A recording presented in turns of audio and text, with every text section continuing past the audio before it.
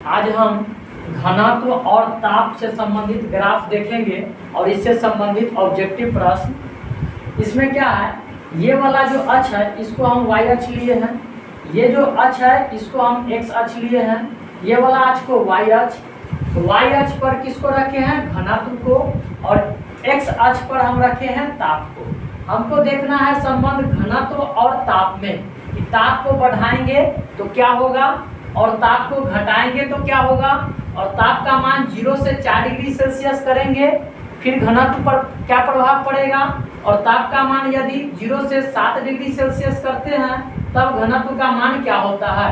तो ग्राफ को देखना है, इसमें जब हम x अक्ष और y अक्ष खींच लेते हैं रेखा, उसके बाद हम y अक्ष पर घनत्व रखते हैं, x अक्ष पर ताप रखते हैं, और इस पर ऐसे करके हम क्या करते हैं, कटोरी जैसे आकृति बना लेते हैं समझने के लिए।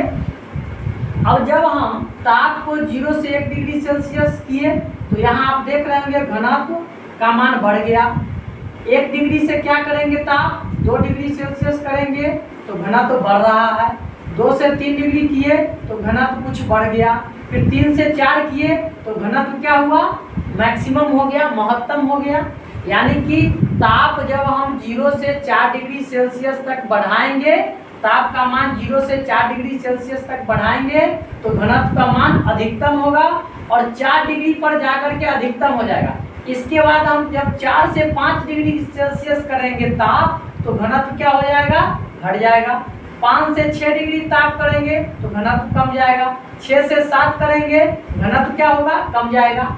और यदि पूछा जाता है परीक्षा में कि ताप का मान 2 डिग्री से 7 डिग्री सेल्सियस किया जाता है तब घनत्व पर क्या प्रभाव पड़ेगा, जब हम ताप को 2 डिग्री से 7 डिग्री सेल्सियस करेंगे तो 2 से 4 तक क्या होगा, 2 से 4 तक, यहाँ देखिए ग्राफ में 2 से 4 तक बढ़ रहा है, 4 के बाद फिर 7 पर क्या होगा, घटेगा। तो पहले बढ़ेगा फिर घटेगा। जब ताप का मान 2 डिग्री से 7 डिग्री सेल्सियस करेंगे तो पहले घनत्व बढ़ेगा फिर घटेगा। यदि हम 4 डिग्री सेल्सियस से 7 डिग्री सेल्सियस ताप करते हैं तब घनत्व क्या होगा, तो घटेगा। यानी कि घनत्व का मान 4 डिग्री सेल्सियस पर अधिकतम होगा। ये जो ग्राफ है पहले वाले वीडियो में हम चर्चा किए थे आयतन और ताप से संबंधित, इसका जस्ट ये वाला उल्टा है। इसमें क्या था, ग्राफ नीचे से ऊपर की तरफ था, कटोरी जैसे आकृति नीचे से ऊपर की तरफ था।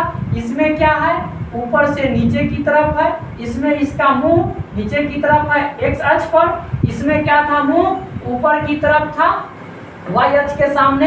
तो इसमें घनत्व और ताप वाला ग्राफ में 4 डिग्री सेल्सियस पर घनत्व अधिकतम हो रहा है, और पीछे वाला ग्राफ जो है इसमें आयतन और ताप से संबंधित है, इसमें 4 डिग्री सेल्सियस पर आयतन न्यूनतम हो रहा है। तो ध्यान में रखना है, 4 डिग्री सेल्सियस पर आयतन न्यूनतम होता है और घनत्व अधिकतम। ताप 4 डिग्री सेल्सियस यह दोनों में, लेकिन इसमें 4 डिग्री सेल्सियस पर आयतन न्यूनतम होगा और इसमें 4 डिग्री सेल्सियस पर घनत्व अधिकतम होगा।